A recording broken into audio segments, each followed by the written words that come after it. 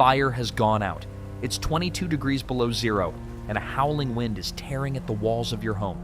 You can see your breath turn to ice in the air, and you're holding a small baby. There is no more firewood. What do you do? For the Vikings, this was not a hypothetical question. It was a Tuesday, and their solutions for staying warm were nothing short of genius. They lived in a world where the cold was a constant threat, but instead of surrendering, they innovated. So, how did they pull it off? How did they keep their families from freezing when the most obvious source of heat was gone? These 10 hacks are about to change the way you see the Vikings forever. And our first one starts not with a flame, but with a rock. You might think that without a fire, rocks are just cold, useless lumps.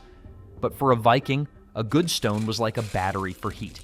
They knew that certain rocks could soak up warmth and then release it slowly over many hours, creating a kind of fireless furnace. This wasn't a random trick, it was a calculated science. They knew exactly which stones to look for, seeking out dense, dark stones like soapstone or basalt. These types of rocks have a high thermal mass, which is just a fancy way of saying they are fantastic at holding on to heat. During the day, they would place these special stones in the embers of a small cooking fire. Then, once the fire died down, they would carefully pull the hot rocks out. Using thick pieces of leather, they would carry these glowing stones into the sleeping areas, wrap them in layers of wool, and place them under their animal hide blankets. Think of it as the original hot water bottle, but far more effective. A single well-heated stone could radiate a steady, gentle warmth for up to 8 hours, a perfect localized heating system. It was the ultimate form of energy recycling, storing leftover heat for the coldest part of the night. My modern electric blanket can't compete with the reliability of a Viking's heated stone, but having warm stones in your bed is one thing. How do you keep the very air you breathe from freezing? For that, the Vikings didn't need a machine, they needed a brilliantly designed home. When you look at a Viking longhouse, you are really looking at a masterful piece of thermal engineering. These buildings were specifically designed to capture, control, and conserve every single speck of heat. The typical longhouse was long and narrow with a curved roof, a shape that was crucial for managing heat. Inside, a long rectangular fire pit was the heart of the home. Even the embers from cooking produced a steady column of warm air. With no chimney, you'd think it would fill with smoke, but the Vikings had a clever solution. High up in the roof were small, adjustable vents. Rising hot air and smoke would exit through these vents, creating a gentle draft that pulled fresh air in from small openings low on the walls. This natural ventilation system kept the air breathable while trapping most of the heat. Here is the really clever part. The living areas were not on the floor.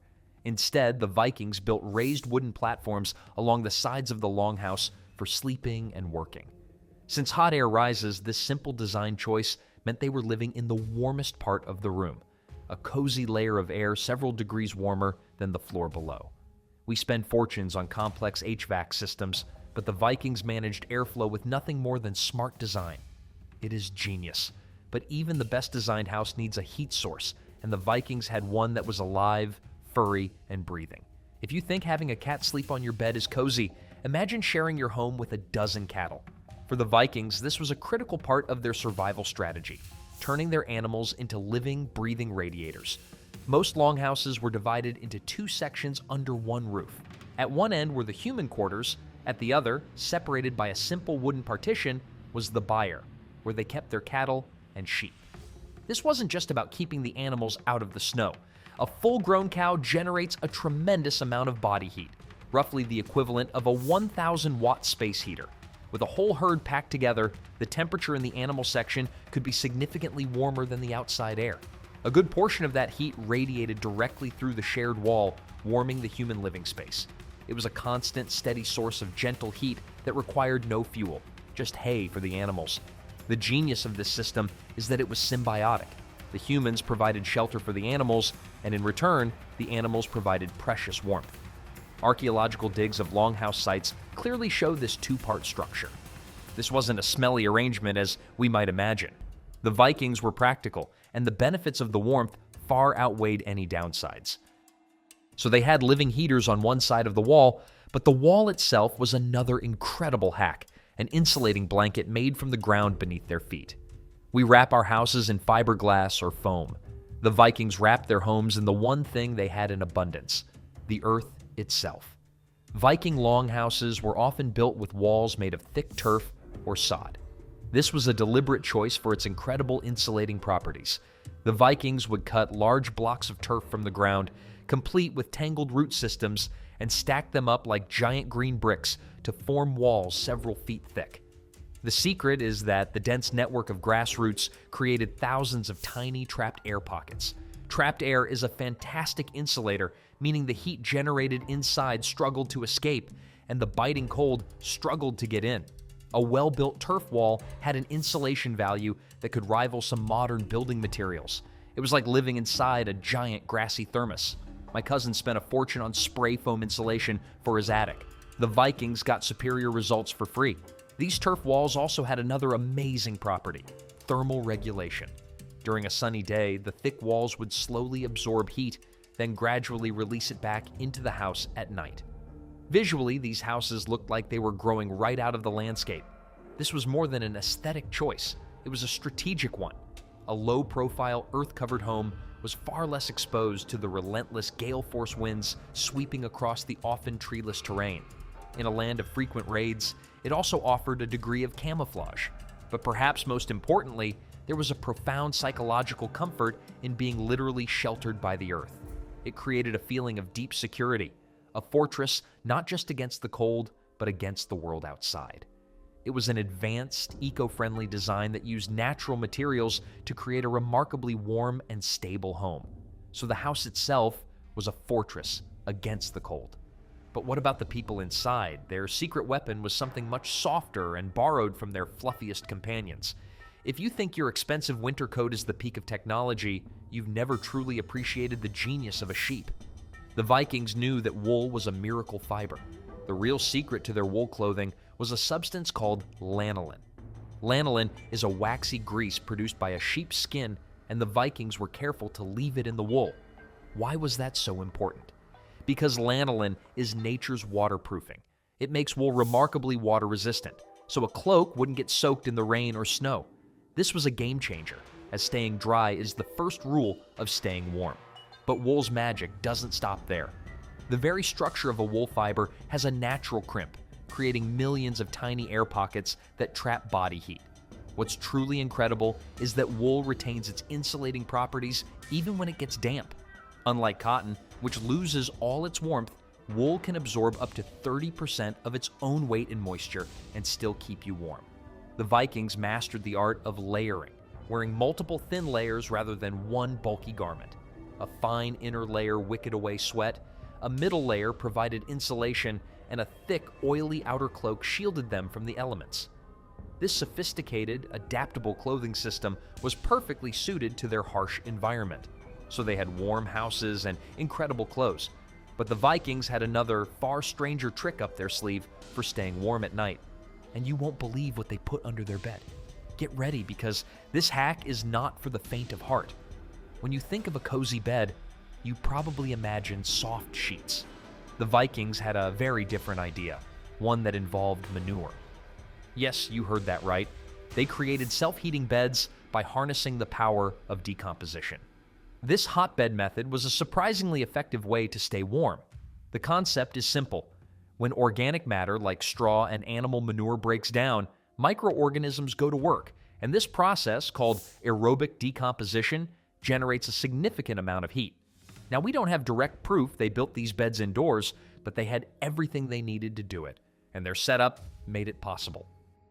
On the raised wooden platforms in the longhouse, they would first create a base layer of twigs and branches for air circulation.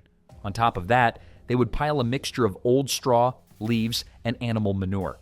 This mixture was essentially a compost pile.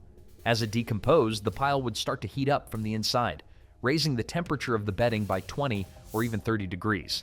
They would then place their thick animal hides and furs on top, creating a clean barrier. The result was a toasty, insulated bed that actively generated its own heat. I have a fancy heated mattress pad. The Vikings created one powered by cow poop. For the Vikings, it was a practical solution using readily available materials to ensure a warm night's sleep when the fire was nothing but ashes. They didn't just heat their homes, If you thought that was genius, wait till you see how they heated themselves from the inside out. Staying warm is not just about keeping the cold out, it's also about generating heat from within. The Vikings understood this instinctively, and their entire diet was geared towards fueling their internal furnaces. When you eat, your body uses energy to digest the food, a process called diet-induced thermogenesis. Digesting fats and proteins generates significantly more heat than digesting carbohydrates. The Viking diet was rich in exactly these high-octane fuels. It was packed with fatty fish, red meat from their cattle, and dairy products like cheese and butter. When a Viking ate a meal of smoked fish and aged cheese, their body had to work hard to break it all down. This metabolic process released a steady stream of heat, raising their core body temperature for hours. It was like stoking a fire inside their own bodies. A Viking meal was a serious commitment to heat production. Modern scientific studies have confirmed this. The thermic effect of protein is the highest, burning up to 30% of its own calories during digestion. By prioritizing these foods, the Vikings were essentially eating for warmth. They also used rendered sea mammal fat to fuel simple stone lamps, which provided both light and a surprising amount of smoke-free heat, another way to turn calories into life-saving warmth. But that's nothing compared to what they did next. Sometimes you just needed a powerful, shocking blast of heat to reset your system. While we often associate the sauna with their Finnish neighbors, the Vikings had their own version of the sweat lodge, a place they called a badstofa, or bath stove room. These were intense, functional structures designed to deliver a powerful shockwave of heat to the body. A Viking sweat lodge was a small hut, often dug partially into the earth for insulation. Inside, a large pile of stones was heated in a fire until they were literally glowing red. Once the fire was out, the Vikings would enter the hut, close the door, and throw water onto the superheated stones. The result was an explosive blast of steam that instantly filled the small room, raising the temperature to intense levels. The extreme heat caused profuse sweating and dramatically increased blood flow. After a short time, they would often run out and plunge into a nearby snowbank or a hole in the ice. This hot-cold shock therapy has profound physiological effects. The process is like a workout for your circulatory system, and it leaves you with a deep, lasting feeling of warmth that can persist for hours. This wasn't an everyday activity, but a periodic ritual for hygiene, for socializing, and for its powerful warming effects. In the depths of a sunless winter, a session in the badstofa could chase away the deep chill in your bones and reset your body's thermostat. The warmth from the sweat lodge was powerful, but it wouldn't last forever. They couldn't afford to sit still, and what they did to stay warm might surprise you. Shivering is your body's last-ditch effort to generate heat. The Vikings knew it was much better to move on their own terms. Staying sedentary in the cold is a recipe for disaster. They understood that movement was medicine, a way to stoke the internal engine and keep their blood pumping. Even when confined to the longhouse for days during a fierce winter storm, they did not just sit still. The longhouse, while crowded, became a gymnasium of sorts. Everyday chores were a form of exercise. Grinding grain, mending fishing nets, or weaving cloth all required physical effort that kept muscles engaged and blood flowing. These were essential, productive activities that had the welcome side effect of generating body heat. But it wasn't all work. The Vikings loved games, and many were surprisingly physical. They had strategic board games like Nefatafel, but they also engaged in wrestling and tests of strength. The sagas are full of descriptions of men grappling inside the hall. It was a way to prove their prowess, and of course, stay incredibly warm. Modern science backs this up. Even light activity can boost your metabolic rate and increase heat production by 2 or 3 times compared to resting. The Vikings didn't need a scientific study to tell them this. They could feel it. They knew that a body in motion stays warm. All these hacks show incredible ingenuity. But there is one final piece of the puzzle, one hack that brought all the others together. After all the engineering and clever tricks, the Vikings' ultimate defense against the cold was the same one we still use today: each other. The Viking longhouse was a communal living space, often housing an entire extended family of 20, 30, or more people under one roof. This was by design. The single most reliable source of heat in a longhouse was the people inside it. The average person at rest radiates about the same amount of heat as a 100-watt incandescent light bulb. Now, imagine you have 30 of those light bulbs in one room. Suddenly, you have a pretty effective heating system. The Vikings harnessed the power of collective body heat to make their homes livable. They worked together, ate together, and slept in close quarters on those raised platforms. Families would sleep huddled together under shared piles of furs, creating a microclimate of warmth that could fend off the most bitter cold. This principle is something we instinctively understand from a power outage or a camping trip. The Vikings lived this way every night. It fostered a deep sense of community and interdependence. This constant closeness wasn't just a heating strategy, it was the very engine of their culture. In the long, dark hours of winter, the shared space of the longhouse became a theater for storytelling, a classroom for passing on skills, and a council chamber for making decisions. The great sagas and epic poems that define their culture were not meant to be read silently from a book.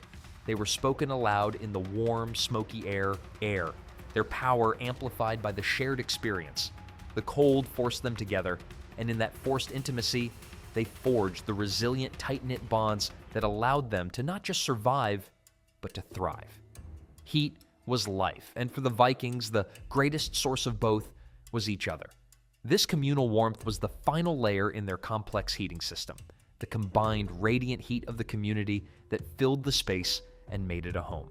If you were amazed by how the Vikings conquered the cold without firewood, you will be blown away by the everyday challenges they faced. Check out our next video where we dive even deeper into the incredible resilience of these northern people.